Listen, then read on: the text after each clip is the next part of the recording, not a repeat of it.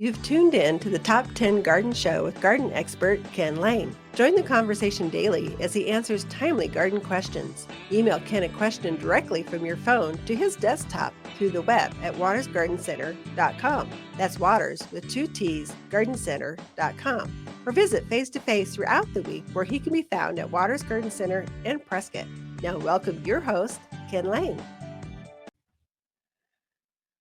So I had a record. Berries, blackberries, raspberries, grapes of all colors. I've got an entire fence line of just nothing but berries and grapes. And it has been blockbuster. I've never seen anything like it. It has to be all that moisture we had this last fall. There were bigger clusters, more clusters, bigger berries, more berries. And I thought I would just share what am I doing to have such a great production. So some folks struggle. The grapes are smaller than they're used to, or there's less of them, or less berries. And I would say there's if you're wondering, let's start with berries. If you're starting with berries, start with blackberries and boysenberries. They're kind of the most consistent, I find. Then you go to raspberries, gold, red, black. And then what else? Those are kind of and then blueberries. Blueberries, I struggle a little bit. They don't get as large. The bushes aren't as large, and the berries are smaller. I think it has to do with the alkalinity of the water, makes it more difficult. But when you do get them, they are the sweetest thing. They melt in your mouth. My mouth's watering just thinking about them. So, but blackberries, it's just so many big, gigantic berries. The secret with berries is all about food, and about pruning. So, the berry plants have been putting on tremendous new canes. These are brambles. They're big plants. They need space. You got to respect them. I tend to prefer thornless blackberries. I have a small yard, a half acres, what I'm gardening on a half an acre, and they can quickly take over a big space where you're kind of walking by them. They kind of grab you. Well, I'm not having that. So there are thornless series of blackberries, and they produce just as well, if not better, than their thorned varieties. And so I've just gone to all thornless varieties of raspberries and blackberries. And so that look for that. I'm pruning those back right now. No, actually, not now.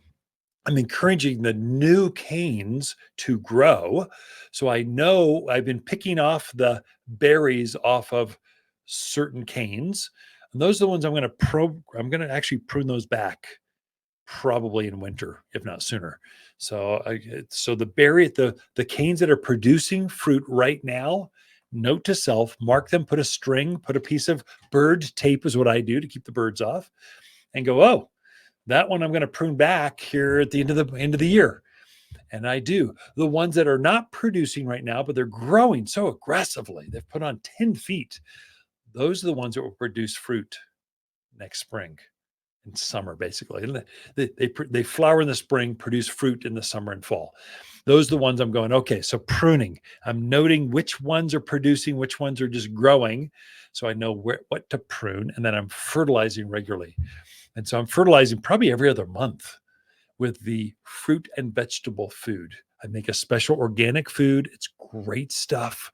It really produces heavier fruit count and larger fruits, whether it's an apple, a plum, a peach, a cherry, or a berry. It's the one you want to use.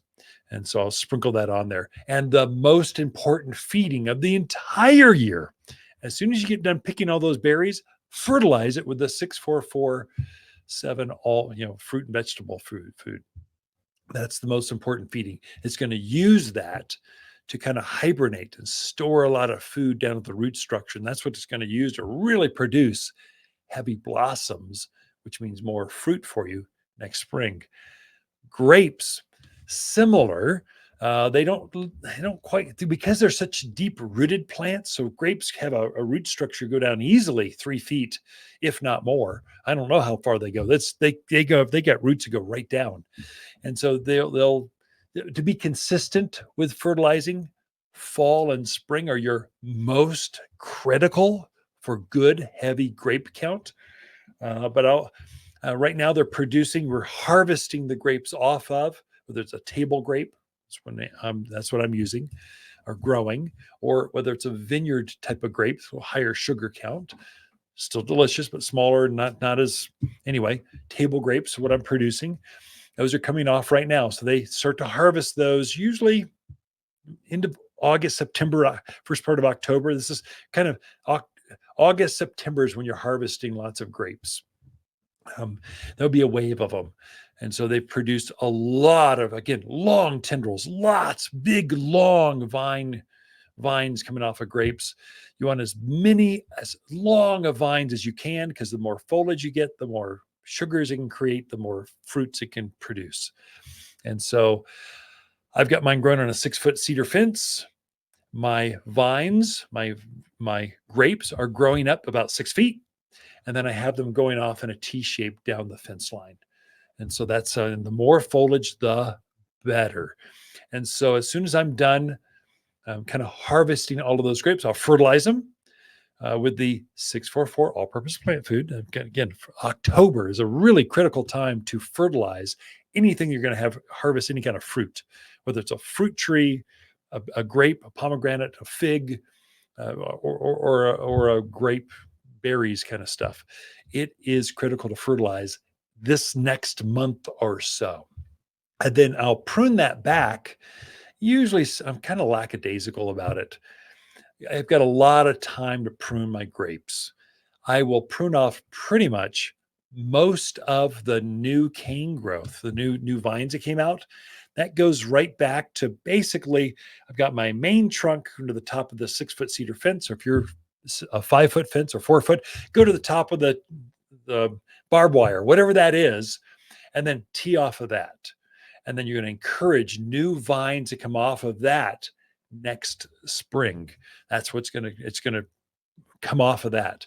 And so the more new growth you get, the better off you are with those grapes. So there's a lot of heavy, aggressive pruning, more so than you do with other varieties of edible plants, more so than trees, berries. I guess figs get pretty close to that. You're really aggressive on figs, but you're going to prune back most of that cane growth or grape vine growth, probably January, February, March, somewhere in there. They're not going to start growing till the end of March, April. And so I've got plenty of time. So I just kind of leave it alone as it turns fall color.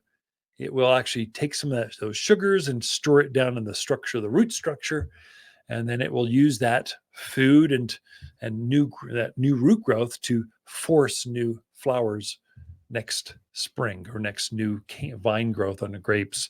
That's kind of how you do it. Really consistent with the food.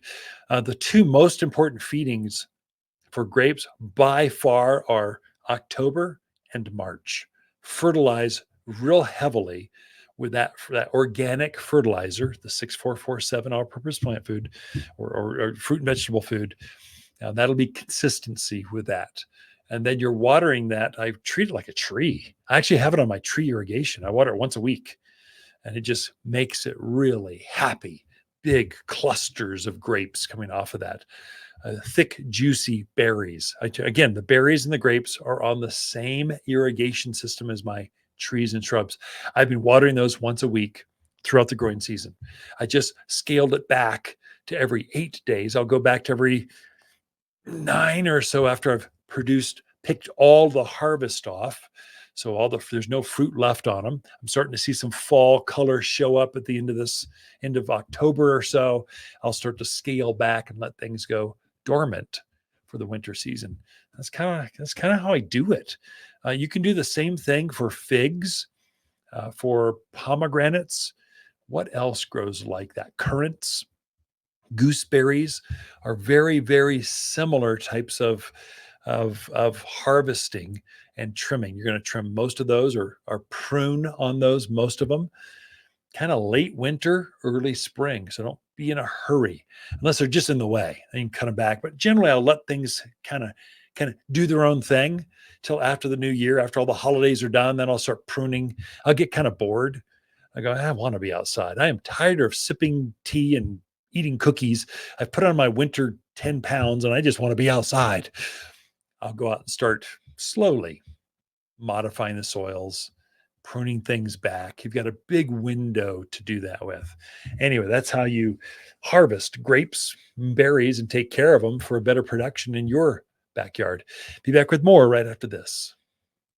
Water's garden companion plants for September are pampas grass, honeysuckle, raywood ash, and lacy blue Russian sage. Lacy blue Russian sage is a Water's preferred perennial for its compact form that doesn't flop over in the landscape like others. The spiky blue flowers bloom summer through fall with aromatic foliage detestable to all animals. Simply stunning at the edge of dry stream beds mixed with wildflowers. Shop in-store or online at watersgardencenter.com.